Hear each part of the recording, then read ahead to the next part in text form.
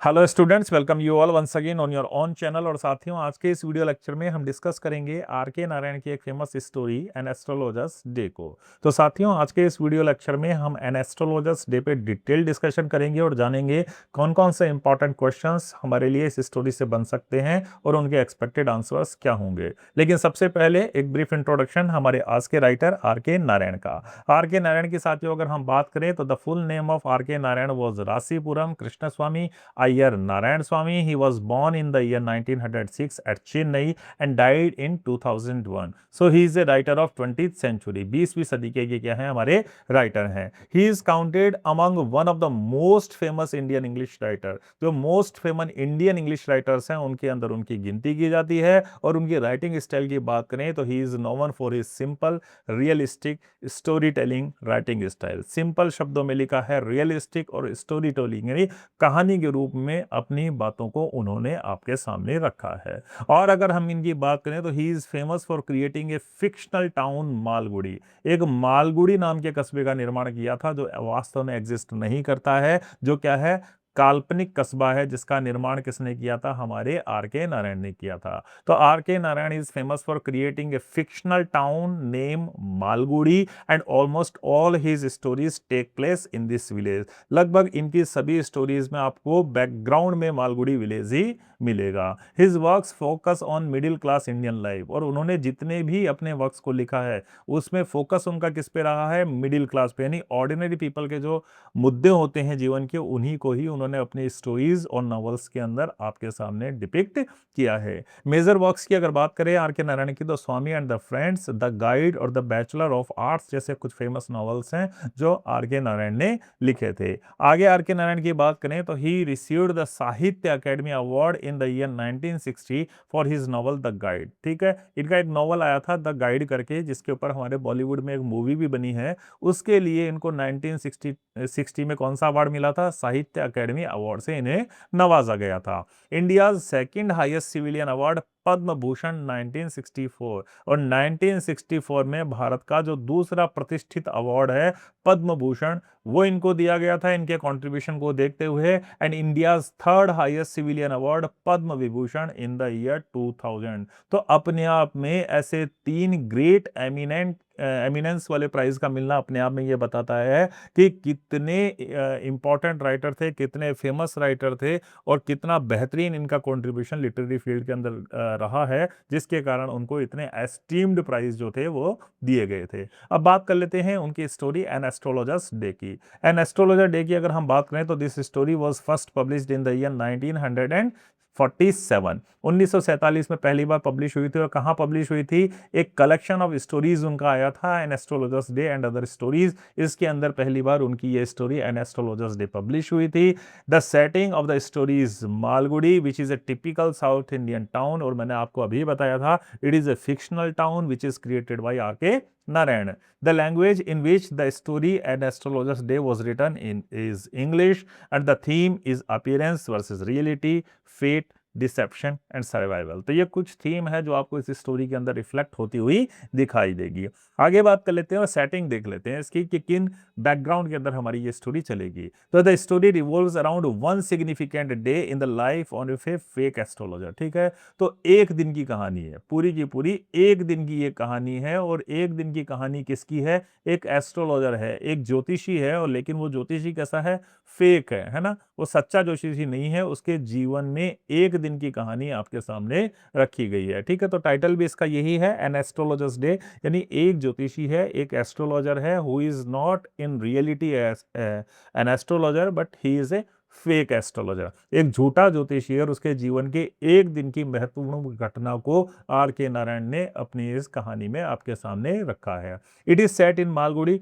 मालगुड़ी एक गांव है जो टिपिकल साउथ इंडियन विलेज है, वहां की ये घटना है.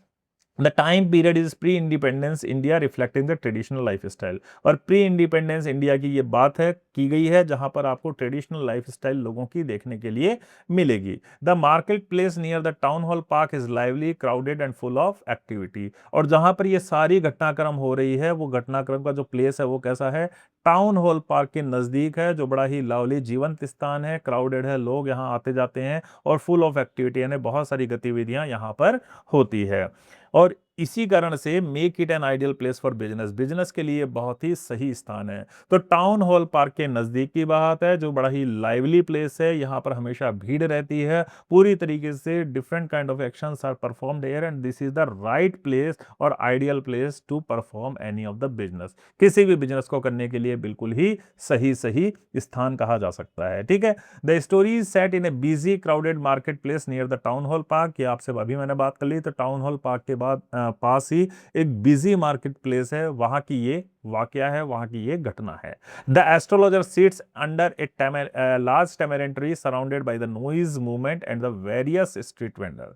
अब वहां पर एक एस्ट्रोलॉजर बैठता है। अब ये बैठता कहाँ है? Under a large tamarind tree, ठीक है। ये छोटी छोटी बातें आपको याद रखनी है, यहां से क्वेश्चन आता है। एक बहुत बड़ा इमली का पेड़ है, उस इमली के पेड़ के नीचे हमारा ये एस्ट्रोलॉजर बैठता है। और कहाँ बैठता है? इस टाउन हॉल पार्क के नजदीक ही मार्केट प्लेस में ये बैठता है, बड़े से इमली के पेड़ के नीचे।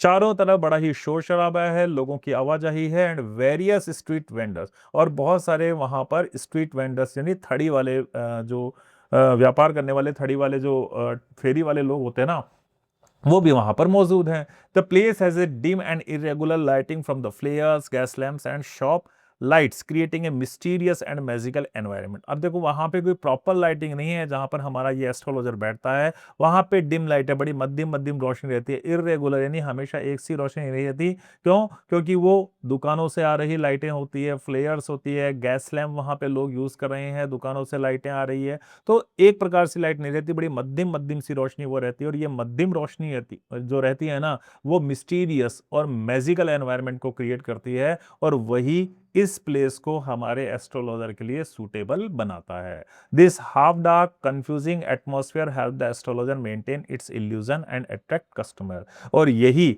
आधा उजाले वाला प्लेस, यही डिम रोशनी वाला प्लेस हमारे एस्ट्रोलॉजर का जो प्रोफेशन है उसको बिल्कुल सूट करता है, और वो अपने कस्टमर्स को इस माहौल के अकॉर्डिंग ही इजीली अट्रैक्ट कर पाता है।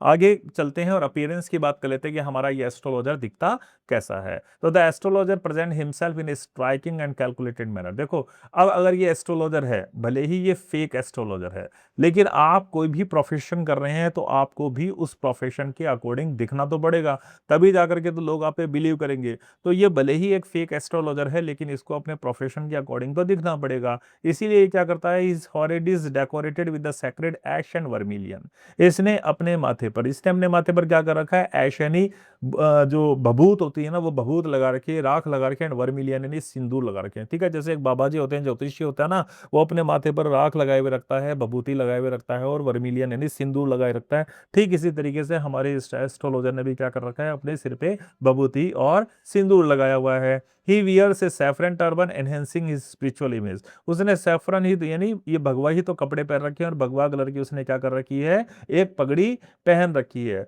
और ये चीज वो होती है जिससे लोग इजीली बिलीव कर लेते हैं कि ये कोई रिलीजियस पर्सन है। तो उसकी स्पिरिचुअल इमेज इन कपड़ों से और इन टर्बन से क्या होती है? इनहेंस होती है। Keeps the cowrie shells charts and palmyra leaves as tool. उसके पास कुछ कौड़ियां हैं, ठीक है। आप देखते हो कि उसके प्रोफेशन कर रहा है, तो प्रोफेशन के अकॉर्डिंग उसके पास कुछ चीजें भी होगी। उसके पास क्या है? इस प्रकार की कौड़ियां हैं जिन्हें हम क्या कहते हैं? कौरी शेल्स कहते हैं। कुछ चार्ट्स यानी पंचांग वगैरह हैं, पलमीरा लीव्स यानी ताम्रपत्र भी वो अपने पास में रखता है। तो लोग ये समझते हैं कि वाकई में ये ज्योतिषी, यानी जैसे ज्योतिषी जो जो चीजें अपने पास में रखते हैं अपने बिजी बिजनेस को परफॉर्म करने के लिए, all the things he is having as well, उसके पास भी वो सारी की सारी चीजें हैं। His eyes appear bright and intense. उसकी आंखों में बड़ी चमक है और बड़ी गहरी उसकी आंखें दिखाई दे रही है, giving an impression of deep knowledge. तो हर कोई जो भी उसकी आंखों को देखता है, उसको हमारे ज्योतिषी को देख करके ऐसा लगता है, यार इस ज्योतिषी के अंदर तो बहुत ही क्या है? डीप नॉलेज है, बहुत ही गहन ज्ञान शायद इस ज्योतिषी के अंदर है। ऐसा हमारे इस ज्योतिषी की अपीयरेंस को देख करके लगता है। तो सबसे पहले आपको अपीयरेंस याद रखनी है, ये अपीयरेंस एग्जाम में पूछी जाती है कि वो ज्योतिषी दिखता कैसा है, ठीक है। आगे बढ़ते हैं।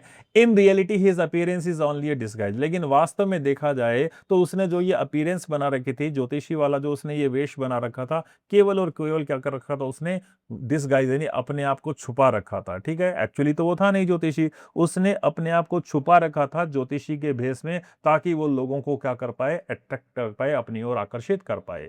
ही इज इंटेलिजेंट, इस बारे में कोई शक नहीं है, वो भले ही फेक ज्योतिषी हो, लेकिन इस बारे में कोई शक नहीं है कि वो इंटेलिजेंट था, ऑब्जर्वेंट, माइन्यूटली चीजों को ऑब्जर्व कर लेता था, and skilled in reading the human behaviour, और बहुत बेहतरीन था वो किसको, ह्यूमन बिहेवियर को पढ़ने में। तो भले ही ये ज्योतिषी फेक हो, लेकिन ये इंटेलिजेंट बहुत था, ये ऑब्जर्वेंट यानी चीजों को देख करके समझ जाता था, और इसको ह्यूमन बिहेवियर जो है उसका पढ़ने का बहुत बेहतरीन नॉलेज था। यानी ये इंसान के पास बैठता था ना, तो उसके बारे में अंदाजा लगा लेता था कि ये किस टाइप का इंसान है।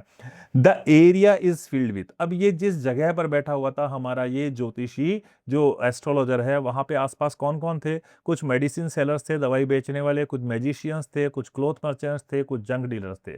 The presence of the different vendors ensure a constant flow of customer, तो अलग अलग लोग थे वहां पे व्यापार करने वाले, इसका मतलब वहां पे कांस्टेंट फ्लो ऑफ कस्टमर, लगातार वहां पर ग्राहक तो आते ही रहते थे। तो कोई मेडिसिन सेलर के पास आ गया, कोई मैजिशियन के पास आ गया, कुछ क्लॉथ मर्चेंट के पास आ गए, कुछ जंक डीलर के पास आ गए, यानी एक बिजी प्लेस था, और वहां पे लगातार लोगों की आवाजाही बनी रहती थी। ए near by groundnut sellers gaslight helps him continue work even after the sunset, और हमारा जो ये एस्ट्रोलॉजर जहां बैठता था उसके ठीक पास में एक वेंडर था, एक थड़ी वाला था, और वो क्या बेचता था, ग्राउंड नट बेचता था। वो कभी तो अपने ग्राउंड नट को दिल्ली के बादाम कहता था, कभी उन्हें अखरोट कहता था, इस तरीके से वो रेगुलर बेचता था। जैसे आप सभी जानते हो ना, थड़ी वालों की आदत होती है कि ये दिल्ली के आम है, ये कश्मीर के अखरोट है, इस तरीके से वो अपनी मूंगफलियों को बेचा करता था। तो सनसेट, सूर्यास्त जब हो जाता था, सूर्यास्त होने के बाद में ये एक गैस लाइट जलाता था, और उसी गैस लाइट की रोशनी में हमारा ये एस्ट्रोलॉजर था अपने काम को थोड़ा और सनसेट के बाद भी कर लिया करता था। ठीक है, नेक्स्ट है फिर किस तरीके से वो काम करता था। The astrologer is not genuinely knowledgeable about the astrology, हमारे इस एस्ट्रोलॉजर को, हमारे इस ज्योतिषी को वाकई में एस्ट्रोलॉजी का कोई भी ज्ञान तो था ही नहीं, कोई भी जेन्युइन नॉलेज उसके पास एस्ट्रोलॉजी का नहीं था। वो तारों, ग्रहों का, नक्षत्रों का किसी भी प्रकार का नॉलेज उसके पास नहीं था, फिर भी वो लोगों के बारे में बता दिया करता था। कैसे, careful observation of the clients, उसके पास जो भी कस्टमर आता था ना, उसको वो ध्यान से ऑब्जर्व करता था, ध्यान से उसको देखता था। Experience in understanding the human problems, और लंबे समय से वो ये एस्ट्रोलॉजी का काम कर रहा था, तो भले ही उसके पास तारे सितारों का नॉलेज हो या ना हो, लेकिन उसको मनुष्य की समस्याएं, यानी मानव जीवन में क्या क्या समस्याएं हो सकती है, इस चीज को वो बेहतर तरीके से समझता था। एंड स्मार्ट गैसिंग एंड वेग स्टेटमेंट, और वो गैस कर लिया करता था, गैस करने में बड़ा स्मार्ट था कि इस व्यक्ति को क्या समस्या हो सकती है, और कभी भी अपनी बात को बिल्कुल स्पष्ट वो नहीं बताता था, वो वेग स्पष्ट स्टेटमेंट यानी बिल्कुल अस्पष्ट स्टेटमेंट दिया करता था। ठीक है, तो देखो, अब भले ही इसको एस्ट्रोलॉजी का बिल्कुल भी ज्ञान नहीं था, भले ही इसको तारे सितारों का बिल्कुल भी ज्ञान नहीं था, ग्रह नक्षत्रों का बिल्कुल भी ज्ञान नहीं था, लेकिन ये कुछ चीजों में माहिर था। ये अपने क्लाइंट्स को माइन्यूटली ऑब्जर्व करता था, इसको मनुष्य की क्या क्या समस्याएं हो सकती है उसकी बेहतरीन समझ दी, और ये गैस करने में बड़ा माहिर था कि इस तरीके की हरकतें ये सामने वाला व्यक्ति कर रहा है और इस तरीके से ये बात कर रहा है, तो इसको निश्चित रूप से इस प्रकार की समस्या हो सकती है। तो वो गैस वर्क में बड़ा माहिर हुआ करता था। ठीक है, he listens more than he speaks, allowing clients to reveal their own trouble, और ये बहुत इंपॉर्टेंट है, वो 10 मिनट तक सामने वाले को सुनता था, वो बोलता उससे कुछ नहीं था, पहले सामने वाले को 10 मिनट तक सुनता था, और जब वो 10 मिनट तक सामने वाले को सुन लेता था ना, तो उसको ये मालूम पड़ जाता था कि ये सामने वाला किस समस्या से जूझ रहा है, क्योंकि क्लाइंट जो थे अपनी समस्या अपने उस 10 मिनट की बातों में क्या कर दिया करते थे, रिवील कर दिया करते थे। तो ही लिसन देम फॉर 10 मिनट्स, ये जो हमारा फेक एस्ट्रोलॉजर है, ये अपने कस्टमर से तुरंत बात नहीं करता था, बल्कि ये 10 मिनट तक सामने वाले की बात को सुनता था, और उस 10 मिनट की बात सुनने के बाद में इसको ये अंदाजा हो जाता था कि जो कस्टमर है मेरा वो किस प्रकार की समस्या से गुजर रहा होगा। तो his predictions are usually general, तो वो जो भी प्रिडिक्शंस करता था, वो जो भी भविष्यवाणी करता था, वो कोई महत्वपूर्ण भविष्यवाणी नहीं करता था, वो जनरल सामान्य सी भविष्यवाणियां करता था, लेकिन वो उसकी सामान्य अपनी भविष्यवाणियां भी कन्विंसिंग यानी सामने वाले के लिए कन्विंसिंग होती थी, विश्वसनीय होती थी। Focusing on the common issues like, अब वो जब भी वो भविष्यवाणियां करता था ना, कोई इंपॉर्टेंट इश्यूज नहीं बल्कि कॉमन से इश्यूज को लेकर के वो क्या करता था, अपनी भविष्यवाणियां किया करता था। अब देखो, इंसान के जीवन में समस्याएं होती है, उनके कुछ प्रमुख रीजन होते हैं जो हर इंसान के जीवन में होते ही होते हैं। जैसे बहुत सारे लोग मैरिज से लेकर के परेशान हैं, कुछ लोग जिनकी मैरिज नहीं हुई है वो वैसे परेशान है, और जिनकी हो गई है वो वैसे परेशान है। ठीक इसी तरीके से जिनके पास पैसा है तो वो उस पैसे से परेशान है, जिनके पास नहीं है वो वैसे परेशान है। और पारिवारिक विवाद जो होते हैं वो हर घर के अंदर चलते ही रहते हैं। तो ऐसे कुछ जनरल मुद्दे होते थे जिनको लेकर के वो अपनी भविष्यवाणियों को किया करता था। और वो भविष्यवाणियां तो भले ही जनरल थी, लेकिन वो सामने वाले उसके कस्टमर को कन्विंस कर देती थी, उसको विश्वास दिला देती थी। Through this method he earns his livelihood honestly despite lacking real expertise. और इस तरीके से वो अपने जीवन को ईमानदारी से चलाता था, भले ही उसको कोई विशिष्ट ज्ञान हो या ना हो। ठीक है, नेक्स्ट है उसकी पास्ट लाइफ के बारे में बात कर लेते हैं। तो वर्तमान में presently he is leading a life of astrologer. लेकिन उसकी पास्ट लाइफ के बारे में हम बात करें तो the astrologer originally belonged to a village where he would have lived as a farmer. ये एस्ट्रोलॉजर वास्तव में एस्ट्रोलॉजर नहीं था। ये तो क्या करता था, अपने जीवन को एक फार्मर की तरह एक गांव में बिता रहा था। ठीक है, तो he was originally a farmer leading a life of farmer and living in A village with in a very simple life. वो बड़ी ही सिंपल लाइफ को अपने जीवन में जी रहा था, एक फार्मर के रूप में अपने जीवन को गुजार रहा था, और एक छोटे से गांव से बिलोंग करता था। अपने युवापन में when he was a young person, जब वो यूथ था तो he was involved in the reckless activities like drinking, gambling and fighting. जब वो युवा था तो उसमें क्या पड़ गई, कुछ गलत आदतें पड़ गई, और वो शराब पीना लगा, गैम्बलिंग, जुआ खेलने लगा और लड़ाई झगड़ों में पड़ गया। ठीक है, तो हमारा ये एस्ट्रोलॉजर वास्तव में एस्ट्रोलॉजर नहीं था। ये तो एक गांव में छोटे से किसान का जीवन गुजार रहा था, और जब ये युवा हुआ करता था, इसके अंदर कुछ गंदी आदतें थी। ये शराब पीता था या जुआ खेलता था और लड़ाई झगड़े कर लिया करता था। और ऐसा ही इंसिडेंट इसके साथ एक दिन हुआ।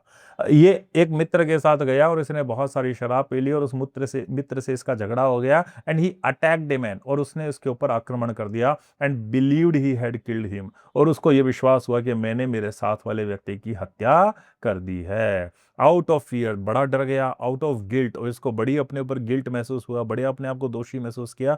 And he fled his village, और अपने गांव को छोड़ करके एस्ट्रोलॉजर भाग आया। And started a new life in the town, और कस्बे में आकर के एक एस्ट्रोलॉजर के रूप में उसने नए जीवन की शुरुआत कर दी। तो इसका बैकग्राउंड है, वाकई में हमारा ये एस्ट्रोलॉजर एक एस्ट्रोलॉजर नहीं था। ये तो एक सामान्य से किसान के रूप में एक छोटे से गांव में अपने जीवन को गुजार रहा था। लेकिन युवा दिनों के अंदर इसमें कुछ बुरी आदतें थी। ये शराब पीता था, ये जुआ खेलता था और लड़ाई झगड़े कर लिया करता था। और ऐसा ही इंसिडेंट इसके साथ एक दिन हुआ कि इसने अपने साथ वाले व्यक्ति से इसकी लड़ाई हो गई, इसने उसको मारा, और इसको शायद ऐसा लगा कि ये सामने वाला व्यक्ति मर गया है। ये बहुत डर गया, इसको गिल्ट का एहसास हुआ, और ये अपने गांव को छोड़ करके भाग आया और दूर किसी कस्बे में आ गया जहां ये वर्तमान में रह रहा है, और एक नए जीवन को एस्ट्रोलॉजर के रूप में इसने शुरू किया। ठीक है, अब शाम का वक्त हो चुका है, सनसेट हो गया। सामने साथ में इसका जो मूफी वाला खड़ा था वो भी क्या था, one evening after the groundnut seller leaves. ठीक है, अब शाम को वो ग्राउंडनट जो था जिसकी रोशनी में ये काम किया करता था,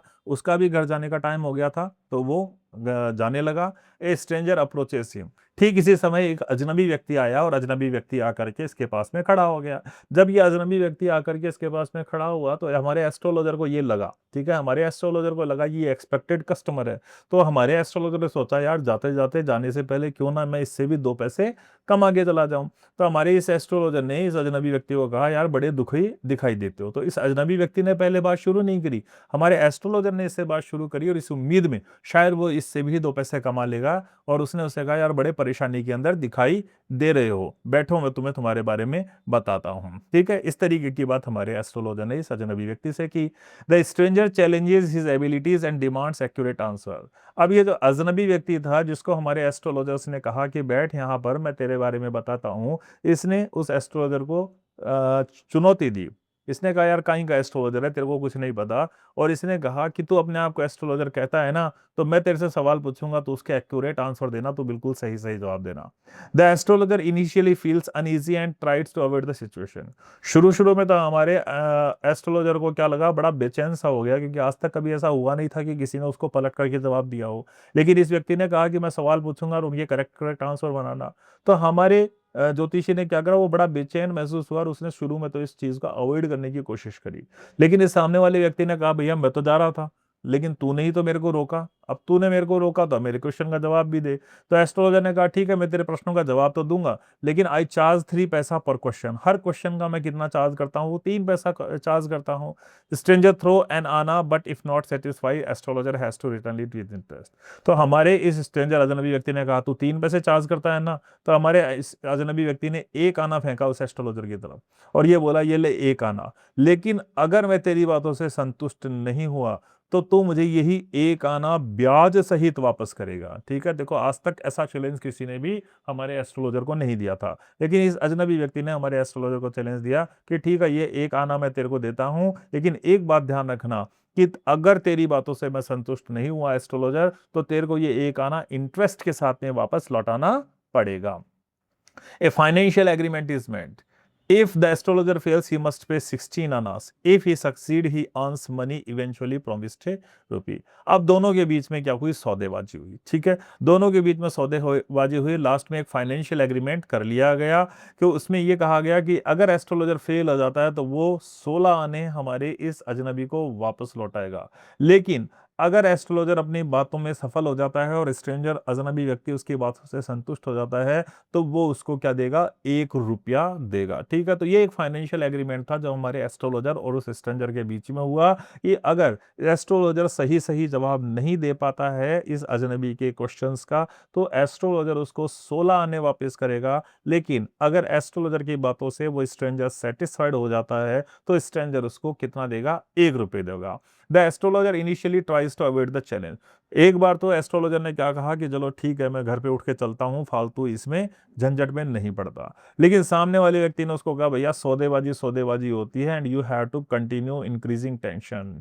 और उसने कहा, भैया सौदेबाजी सौदेबाजी होती है और बात बात ही होती है, अब तो हम दोनों के बीच में शर्त लग गई है और अब तेरे को ये पूरी बातें कहनी ही पड़ेगी। अब हमारे एस्ट्रोलॉजर की थोड़ी सी टेंशन और ज्यादा बढ़ गई। ठीक है, वैन द एस्ट्रोजन लाइट से मैच, ठीक इसी समय क्या करा, वो अजनबी व्यक्ति था, उसने अपना जो वो होता है ना सिगार, उसने अपना सिगार जलाने के लिए मैच बॉक्स को जलाया, और जैसे ही मैच बॉक्स को जलाया उस मैच बॉक्स से जो लाइट जली उसकी रोशनी में हमारे एस्ट्रोलॉजर ने क्या करा, इस अजनबी का चेहरा देख लिया, और अजनबी का चेहरा देखते ही इसको याद आ गया, भैया ये तो वही आदमी है जिस पर एक बार मैंने मेरे जीवन में क्या किया था, अटैक किया था। तो देखो बड़ी ही चतुराई से इस अजनबी व्यक्ति ने जब अपने सिगार को जलाने के लिए मैच बॉक्स को लिट किया, और उस मैच बॉक्स को जब लिट किया तो उस रोशनी में हमारे एस्ट्रोलॉजर को इस अजनबी व्यक्ति का चेहरा नजर आया, और जैसे ही अजनबी व्यक्ति का चेहरा नजर आया तो ये पहचान गया, अरे यार ये तो वही आदमी है जिसको मेरे यूथ में मैंने क्या करा था, मरने के लिए छोड़ दिया था, इसके ऊपर मैंने आक्रमण किया था। This realization creates intense fear and tension within the astrologer. और जैसे ही एस्ट्रोलॉजर ने ये जाना उसको बहुत ज्यादा डर लगने लगा कि कहीं इसने मेरे को पहचान लिया तो, और वो बड़े ही टेंशन में आ गया, बड़े ही तनाव में आ गया। He understand that his past has unexpectedly return to confront him. और वो समझ गया था, वो समझ गया था कि उसका भूतकाल वापस एक बार उसके सामने आ गया है, यानी उसके भूतकाल से एक बार फिर उसका सामना हो गया है। तो एक टेंशन क्रिएट हो गई हमारे किसके दिमाग में, एस्ट्रोलॉजर के दिमाग में, क्योंकि ये वही आदमी था जिसको एक जमाने में उसने क्या करा था, अटैक किया था, और उसको अभी तक ये लगता था कि शायद उसने इस आदमी को मार दिया हो, लेकिन फिर भी उसने उस सिचुएशन को संभाला। मैंने आपको बताया कि ये एस्ट्रोलॉजर बड़ा इंटेलिजेंट था, इसने इस परिस्थिति को संभाला। The astrologer cleverly use his knowledge of the past in detail. अब जो भी पास्ट में घटना हो गई थी ना उसके संबंध में उसको जो भी ज्ञान था उसने उसको बड़ी ही चतुराई से यूज लिया। ठीक है, वो बोला, उस अजनबी व्यक्ति के हाथ को देखा और उस अजनबी व्यक्ति के हाथ को देख के बोला, Guru Nayak once stepped and left forward. बोले गुरु नायक एक बार क्या हुआ था, एक बार तुम्हें चाकू मार दिया गया था और मरने के लिए छोड़ दिया गया था। Mention he was thrown into a well and survived. और उसने ये भी कहा तुमको एक कुएं में धक्का दे दिया गया था। ठीक है, तो तुमको एक कुएं में धक्का दे दिया गया था। अब जैसे ही ये बात हमारे एस्ट्रोलॉजर ने इस अजनबी व्यक्ति को बताई, इस अजनबी व्यक्ति को बड़ा सरप्राइजिंग लगा, बड़ा आश्चर्यचकित हो गया, बिल्कुल एस्टोनिश्ड हो गया।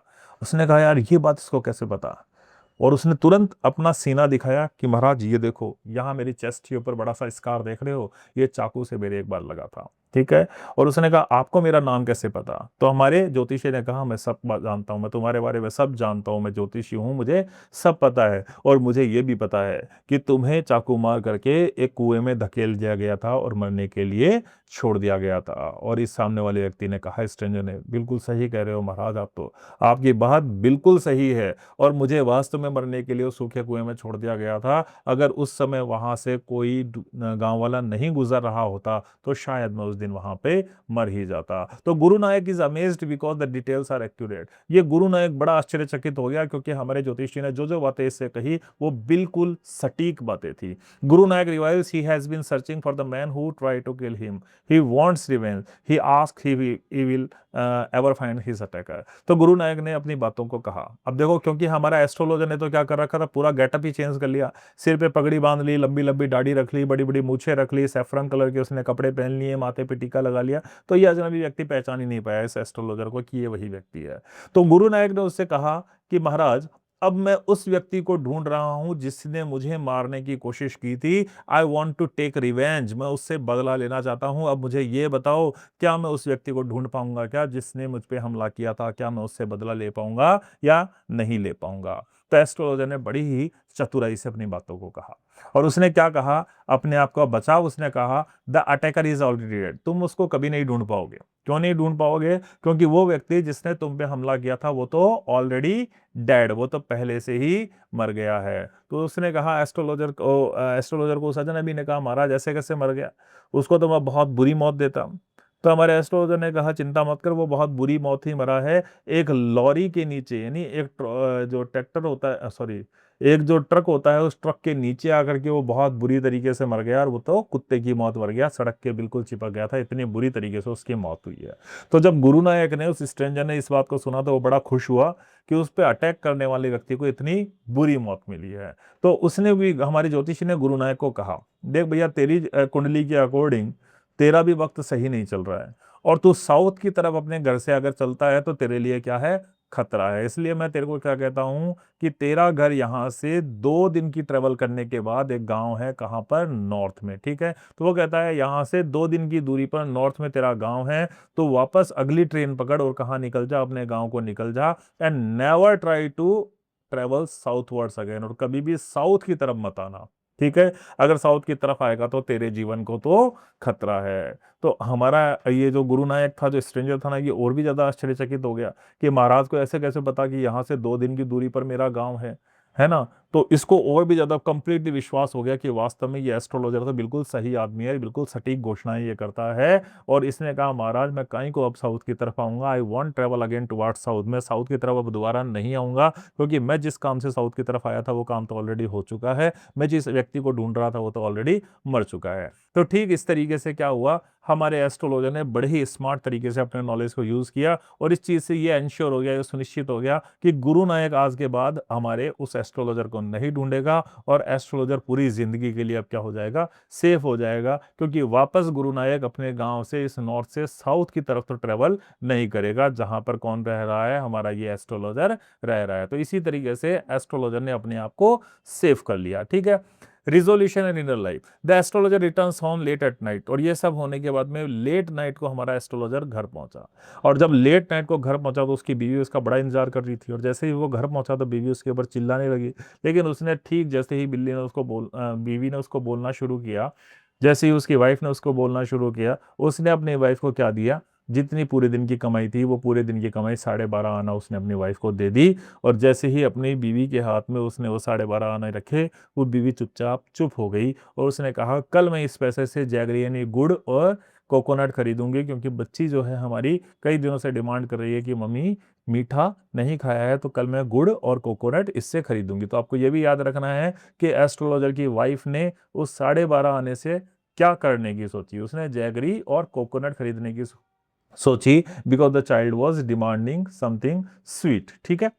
आगे चलते हैं, फाइनल रिविलेशन, ठीक है। The astrologer confess to his wife, astrologer ने लास्ट में अपनी पत्नी से कहा, अपनी पत्नी के सामने स्वीकार किया। उसने ये कहा, he himself was the man who attacked Guru Nayak years ago. उसने कहा, बहुत सालों पहले मुझे गांव से इसलिए भागना पड़ा था क्योंकि मैंने एक व्यक्ति गुरु नायक पर हमला कर दिया था और मुझे ये लगा कि शायद मैंने इसकी हत्या कर दी है और हमेशा से मैं गिल्टी अपने आप को महसूस कर रहा था, लेकिन आज मेरे ऊपर से ये गिल्ट हट गया है कि मैंने किसी व्यक्ति को मारा। ठीक है।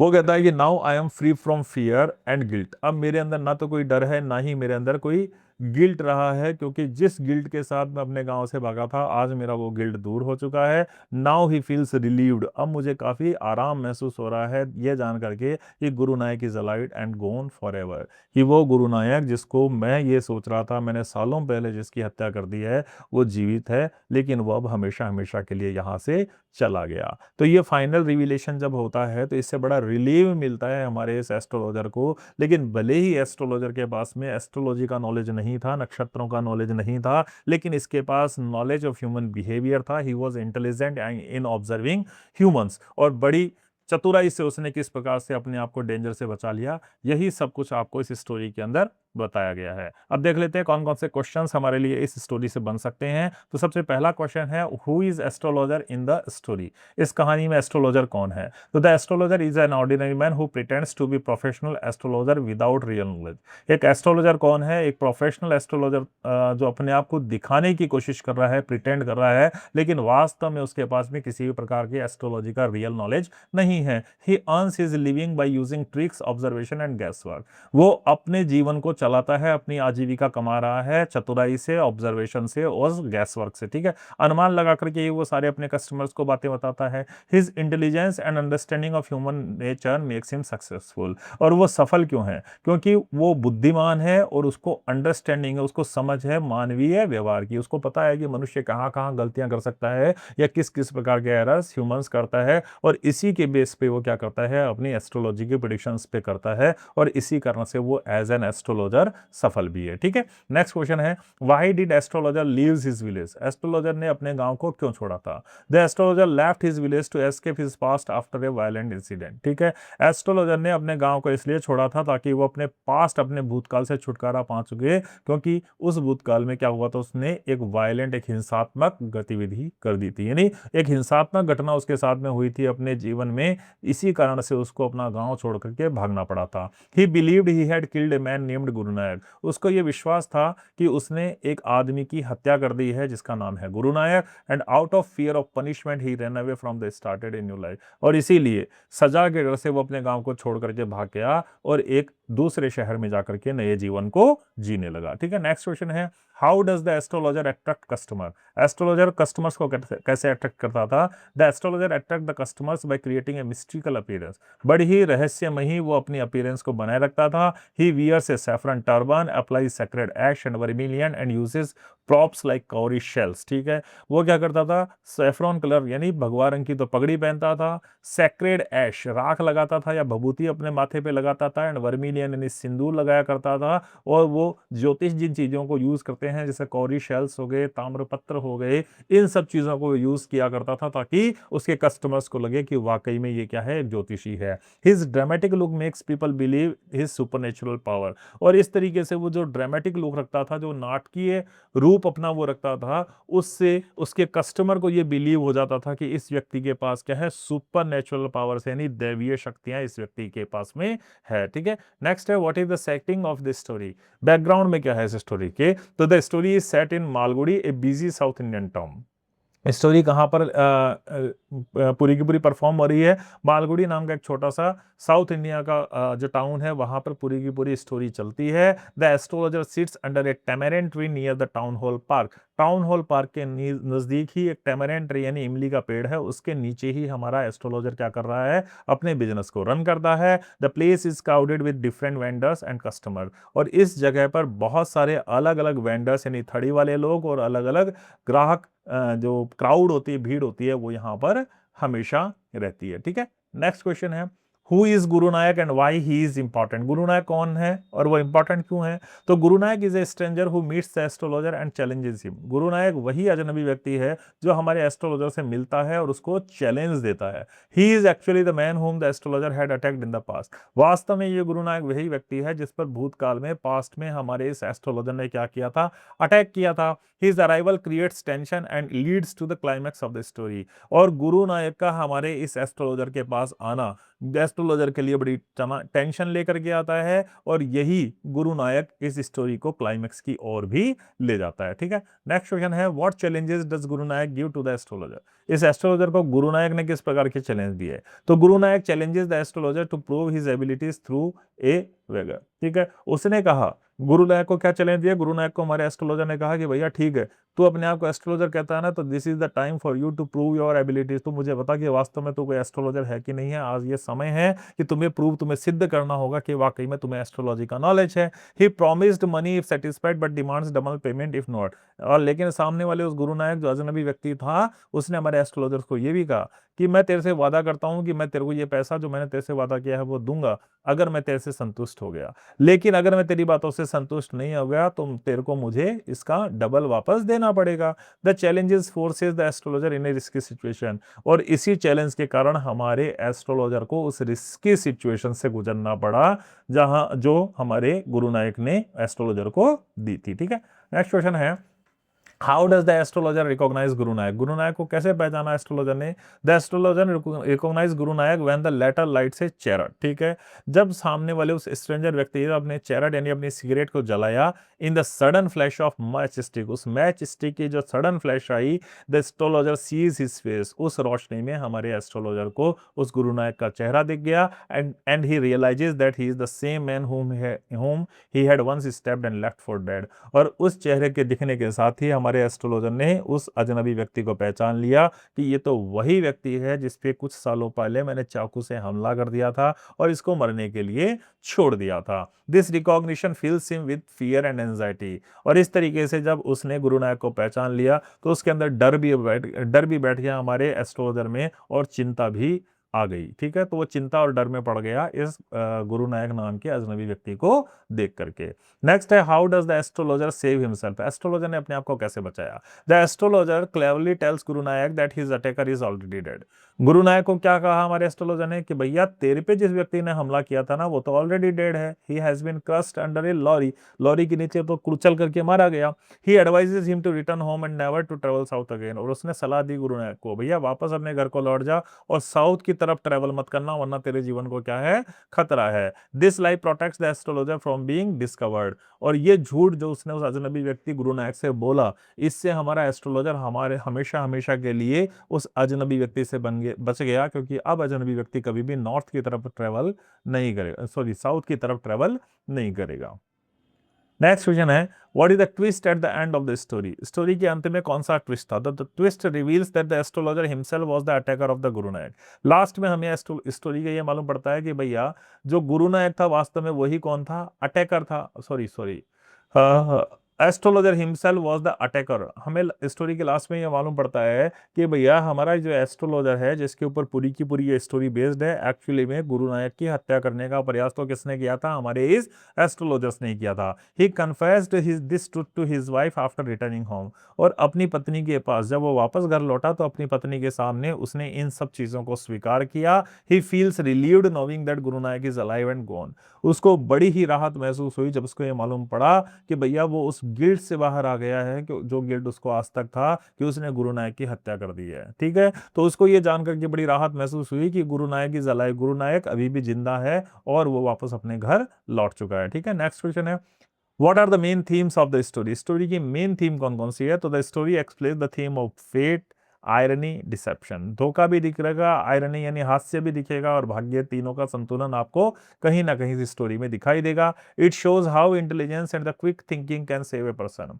ये कहानी आपको ये बताती है किस तरीके से अगर आप बुद्धिमानी का प्रयोग करो और फटाफट तुरंत गति से अपने दिमाग पे प्रेशर डालो और सोचो, तो आप अपने आप को विकट परिस्थितियों से सेव कर सकते हैं, बचा सकते हैं। It also highlights how the past continues to affect the present. और ये स्टोरी ये भी बताती है कि आपका भूतकाल हमेशा आपके वर्तमान को कहीं ना कहीं प्रभावित जरूर करता है। तो these are the main themes of the story. ये आज का पूरा लेक्चर था। उम्मीद करता हूँ कि आपके पूरा का पूरा वीडियो और पूरी की पूरी ये स्टोरी समझ में आ गई होगी, और सारे के सारे क्वेश्चंस मुझे लगता है कि आपके क्लियर हो गए होंगे। होंगे। देखने के लिए आप सभी का बहुत बहुत धन्यवाद। लाइक करिएगा, शेयर करिएगा, सब्सक्राइब जरूर करिएगा। और एक व्हाट्सअप नंबर है, अगर आपको किसी भी प्रकार की कोई डिफिकल्टी होती है किसी भी चीज़ को लेकर के समझने के लिए, तो आप इन व्हाट्सअप नंबर पे मुझे व्हाट्सअप करके पूछ सकते हैं किसी भी प्रकार के डाउट के। आगे की सारी जानकारियों के लिए अपने व्हाट्सअप चैनल और टेलीग्राम चैनल से आप जरूर जुड़ जाएं, क्योंकि अपडेट्स वहां पर हमारे पब्लिश होते रहते हैं। बेल आइकन को प्रेस कर लें ताकि इसी तरीके के नोटिफिकेशंस इंपॉर्टेंट वीडियोस के आप लोगों तक पहुंचते रहें। कमेंट करके जरूर बताइएगा कि नेक्स्ट वीडियो आपको किस टॉपिक पे चाहिए। मिलते हैं आपसे जल्दी ही नेक्स्ट वीडियो में, तब तक के लिए bye, take care, see you.